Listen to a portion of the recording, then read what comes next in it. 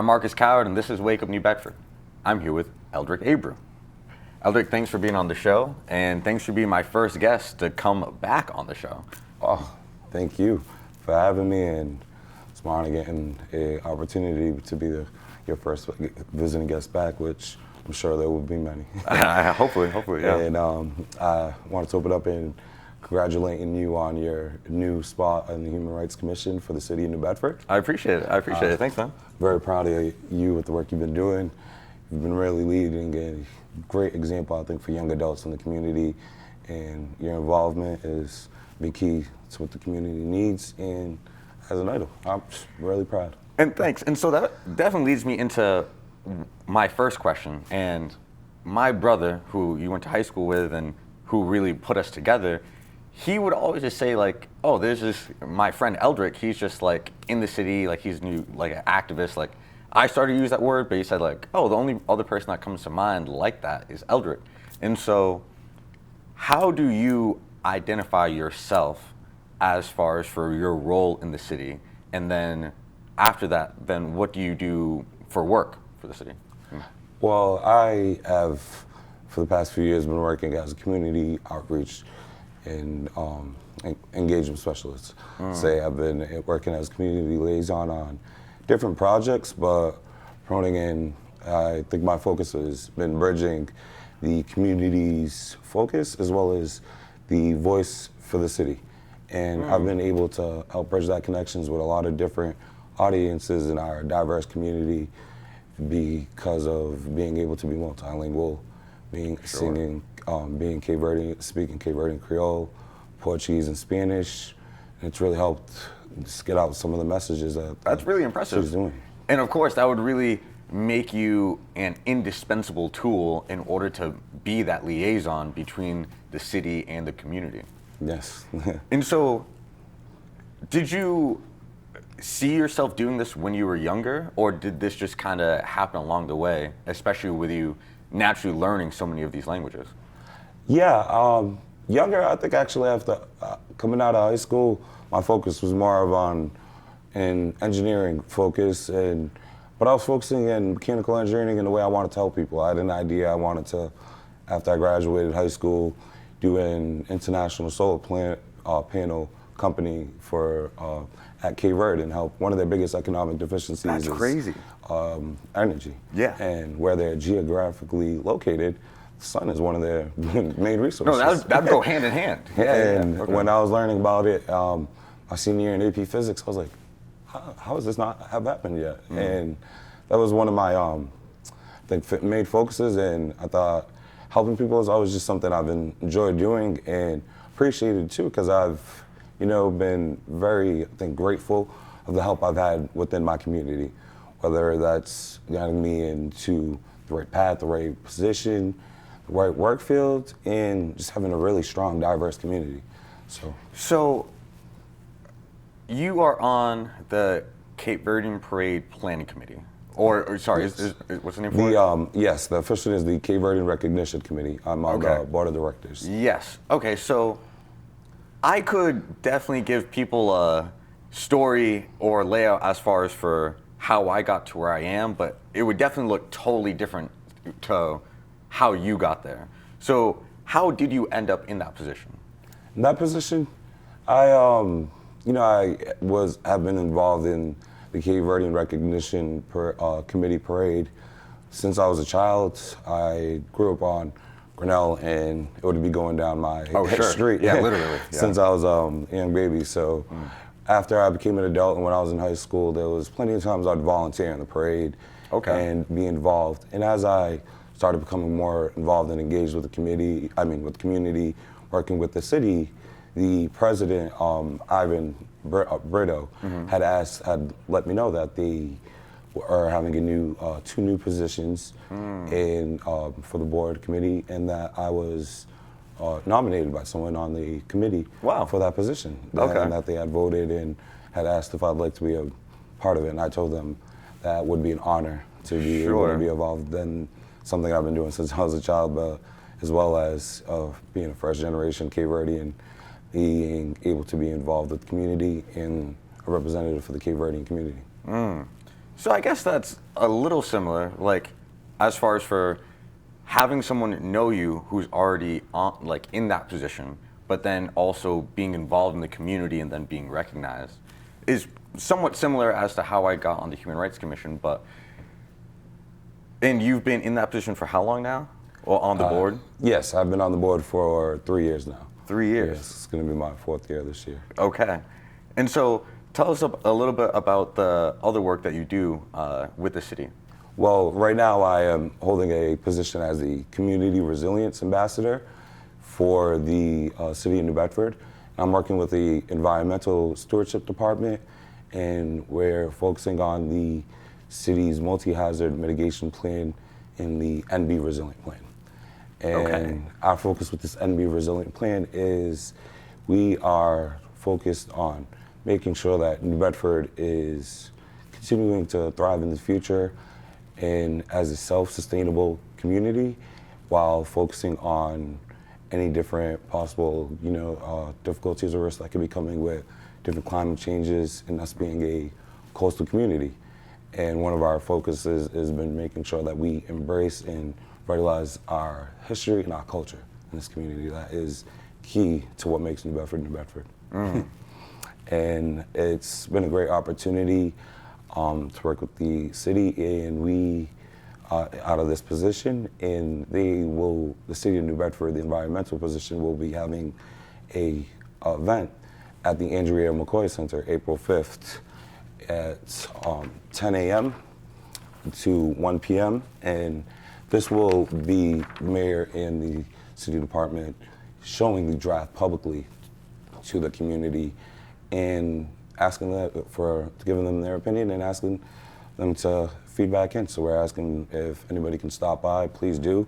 There will be food, music, and different entertainments and city vendors. So it'll be a great time for family, kids, and as well as learning more about what the city has in plan. And so when they go to that event, they of course should be expecting some fun, some music, some food, but what will they be doing, or will it just be a presentation? Well, what they will be doing is will actually lead great into one of our focus for our NB postcard campaign, and this was our way of having our community members share their story. And we're gathering information that we would like to be included in this city mitigation plan and on what people love in New Bedford, what they would love to see preserved into it, different ideas. So we have a focus of the general whole of the community, as well as on the back, you'll be able to share any extreme weather you've experienced in New Bedford. And that could be examples of flooding in your area, extreme heat in different areas. The city since 2015 has planted over 3,000 trees for different tree canopies. Nice, love to hear it. High elevated levels that we've been having, different heat waves, and make sure that, anybody going on a walk, walking their dog, and I don't think anybody wants to be walking on a sidewalk of a temperature of 120 degrees. And has been doing a lot of great work, and we'd like to hear from them. And anybody that fills out one of these NB postcards, they will be held that day at the wall of the event. So your voice is being heard and involved into the city mitigation plan. You could scan on the back, there's a QR code, or visit nbresilient.com, learn more about the project, and even fill it online, and there will be a printout. So if you have any information on what you love about New Bedford, what you would like to see included, please share it with us, as well as any extreme weathers. This is a great opportunity for different people living in the community, as well as small businesses that might be affected by these extreme weather and climate changes. A lot of businesses, are being affected by their basement with different flooding, and it's these different technological difficulties with these extreme winds and storms cutting down, falling on power lines and creating power outages, as well as falling on homes and, having to displace some people during that moment. So the city's just trying to put all this in a cluster and take on everything. And what we need... And hear the people. Yes. And get the people involved. Yes, and New Bedford's greatest asset is its people. Yeah. And that's one thing I always focus on my work on, no matter what project I'm doing, is to make sure you're hearing the word of the people. Yeah. Because when a lot of times I'm working with different developers or legislators, they're like, where do you come with this great ideas? I'm like, by listening to the people in the community. Nobody's gonna know best what helps their issues than the people who's been living through it their whole life for generations and families. And that's been, I think, a great opportunity that's helped me, create this opportunity. And we do have generations here, because my favorite thing about New Bedford, besides the history and the diversity of cultures, is the diversity of age. That there's everything from babies running around to old people's homes and everything in between. This is a working city, but it also has all different kinds of ages. And it's just not a lot of cities aren't like that. I'll just have just middle-aged people, or like it'll be a college town or a high school town, but we have every kind of person in every age here, which I love that. And I couldn't agree more. That is one aspect that I've worked on with a lot of different DEI committees, DEI programs on the city and state levels, and one thing I always make sure to emphasize is focusing on underrepresented individuals or groups. And I think a big, and that's another reason I commend a lot of the work that you're doing, but is that for diversity, they will look at the different in age groups. Yeah. Sometimes when they're asking, there's a miscommunication, how come we don't see as many young adults? I'm like, we have a different way of social dynamic right now. Social media marketing is key. What you were doing here, for example, podcasts. Where we're not watching the news as much. Yeah. We're based on a technological device and time right now. Yeah. We're on our phone all the time, and what's popping, what's catching attention. Yes. And I remember being in a community event with somebody, and they were like, I have a lot of, there was a older person that had some experience, you could tell, with some media marketing, and was mentioning how he had was loving to work for that organization, and when he was focusing on the younger group, he was like, I got to dumb it down. I'm like, what? What? Yeah, I was like, why do you say that? I thought, a little bit of like, I was like, here's what I said. I was like, what makes you think you have to dumb it down? Yeah. When you're sharing some information, he was like, because if I share a lot of lengthy information, then it doesn't catch their attention. It's not what they want. They don't want nothing lengthy with facts, and I gotta just, keep it short and simple. And I was like, there's different day in terms of language terminology. I was like, we're living in a time with social media, what's catching our idea? Different metrics of art. An example for what you're doing. I was like, we're not looking at the book and the description. We want to see what you're doing and what's your action. And that doesn't mean we're dumber. It's just a different way of taking in information. And exactly. And I was like, I was telling him, I was like, we have a different social dynamic. That is the issue, and I think that's the big, missing bridge and connection. Sure. That back 40 years, how did most people get information? Probably from newspapers that were being sent to the house. Newspaper. And looking at the newspapers, local news channels on their TV. A lot of the times when I'm hearing people like, let's promote on local news television, I'm like, as going on a 30-year-old man, I was like, I don't think I can tell you much people that's 30 that I know that have a cable. I don't have cable. I don't watch TV. I think we're getting our information on YouTube. We're watching different prescriptions. We get smart TVs with free television if you have Wi-Fi. It's I think something I've been able to share with an older community. And it's like the same way, and that's exactly what I told that man. I'm like, hey, I've never ever said when I'm working with somebody who's older and doesn't know how to work with some technology, you're stupid because you don't understand that. I was like, it's evolution of what we're going through. I've learned a lot from my elders. Absolutely. And that's my way of communication. That's how they have a wealth of knowledge. Exactly. Yeah, for sure. And that is where I get their guidance. And I'm like, but also you need to hold us at that same weight, the same level. Because we're coming with our own sense of knowledge, our own way of communicating and environmenting. And I think that's key onto what's for our future and our community sustainability. We need to realize that diversity also includes that age group. Yes, absolutely. And so with this NB Resilience Plan, is this something that you came up with, or was there a team behind it? Yes, no, this is a project that the city has been working on for, I think, since 2015, for over 8 years. They've been working diligently and resiliently on creating this city multi-hazard mitigation plan. Now it is out for the community to see the draft that they have constructed from long work of data and different work, and that's where this NB Fair on April 5th will be meant for, to show this NB Resilient Fair.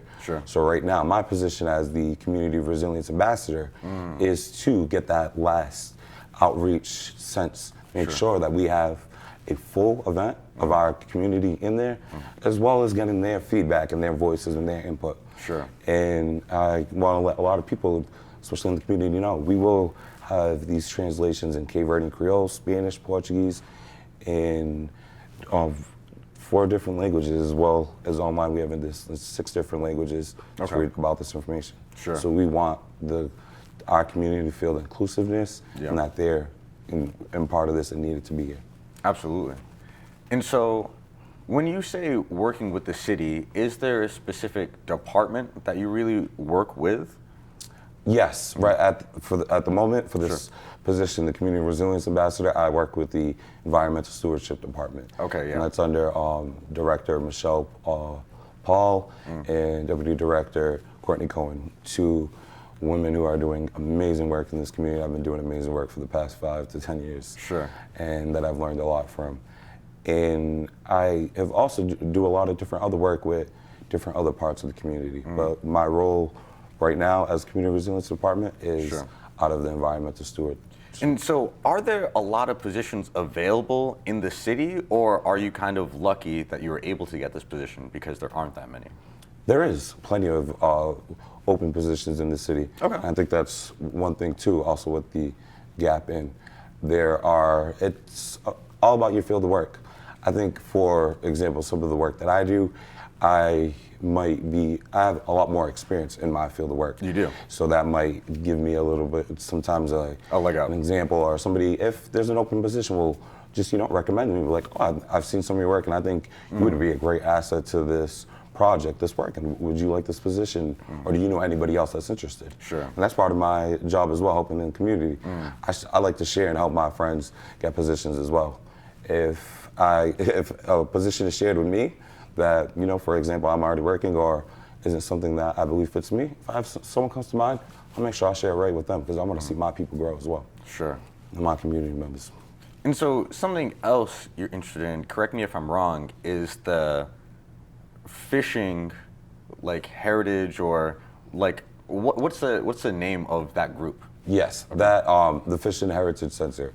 And I had completed a project with them through as a community ethnographer, and the project. What's that? An ethnographer. Right.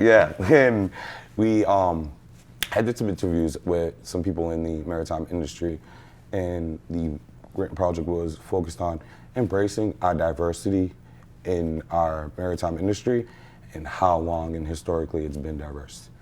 And how, our historical diverse community that have been part of our economic background since our whaling industry.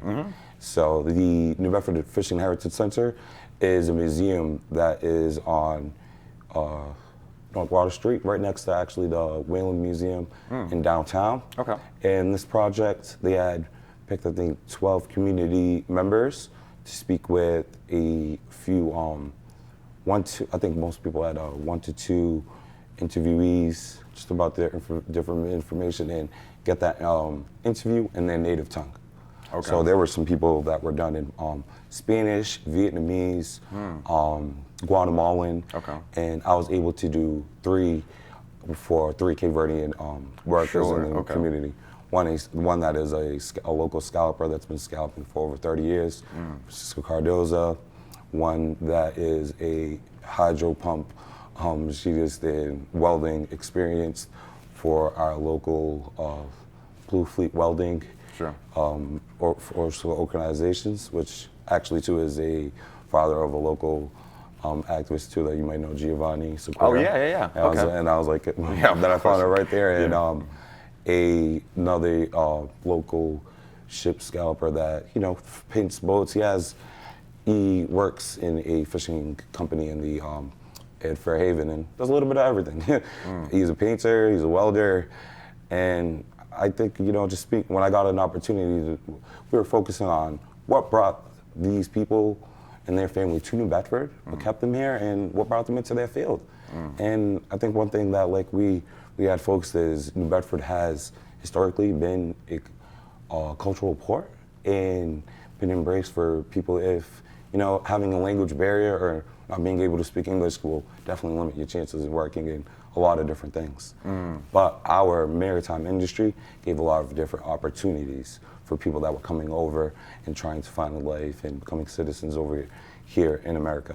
And that's, I think, what all of them had in common. I had mentioned, they were like, when I was looking for a different career and wondering where I'd like to go into America, and I either had a family member, I had heard New Bedford would be a great place for me to start. As a Cape Verdean or as a mixed person. And a lot of people had mentioned, they were like, the work that I've been doing, I loved it. I have always felt at home where I've been. And, I had an opportunity to learn and speak in, English now, but I never felt outside of home since I've been here. And that's, I think, a big highlight I thought was very key and important was how much they said they felt like family since they came. Yeah. And I, as a first generation West African, I'm like, that's probably why my mother came from Cape Verde here, or my father came from Senegal here to New Bedford. Yeah. Because we do have a big diversity, but I think a lot of people don't realize too how back we date back for the Cape Verdean community. Sure. This is the port that opened up the Cape Verdean community into America. We hear about a lot of different Cape Verdean communities like Brockton. That's interesting. Okay. Boston, yeah. But no, a lot of people don't know about the historical context. And that we were the first, like you said, we were the port that opened it up to America, the Cape Verdean community. Yeah. And so many people still don't know about Cape Verdeans. So many people just across America haven't heard of Cape Verde, but the closer you come to this area, you're like, of course. It's either you're talking to a Cape Verdean, or of course they've heard of it, or at least they know of Cape Verde. That's true. And actually, it's funny because I say that all the time. I'm like, when you go outside of this New England area, I was like, when I'm going out and somebody's asking where I am, I'm Cape Verde. What's Cape Verde? Literally, yeah. And I think, giving them the outside, but I'm like, when I'm going to Cape Verde, there's been so many times when I'm across the world on a different island, and I tell somebody I'm from New Bedford, they're like, oh, I know where's New Bedford. Oh, New Bedford. Oh, and they're like, and I'm like, I'm like, oh, you must have some family and some friends there. And they're like, oh, I've heard of it. And I'm like, wow, so how can, when I'm going to another state in my own country, somebody has no acknowledgement, but my small city of New Bedford is known all the way across the world next to, and 10 archipelagos, islands of Cape Verde. And I was like, what? That's that family connection. Yeah. And I was like, I think too that is part of the connection that keeps the Cape Verdean community so tight here. I was like, all three of those people, I did not recognize their name, the interviewees. And when I had met them, each one of them was like, wait, Eldric, Demonson, oh, I've known you since you were a baby. And I was like, oh man, if we're not family, we're family of family. It's basically might as well. But, and I thought, I was like, look at how great of a community, a connection. Yeah. And we see that with so many different diverse audiences here in New Bedford. That's part of what helped me with my Spanish. A lot of people are like, oh man, how can you speak 4 different languages fluently? I'm like, a lot of it's where I grew up from. I grew up around a lot of Puerto Rican people that, help speak my Spanish and help get fluently. I was growing up around my Cape Verdean family and speaking Portuguese. And I was like, I can understand a little bit of Italian.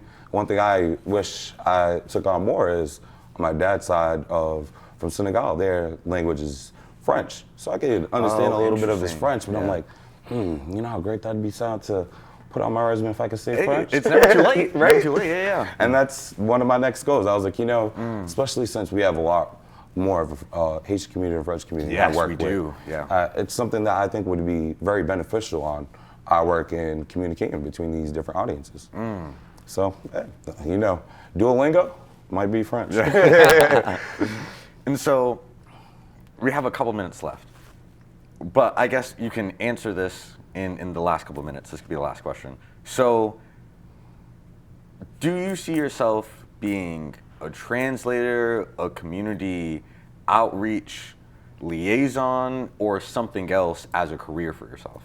As a career for myself, I've been enjoying the past few years working in environmental justice.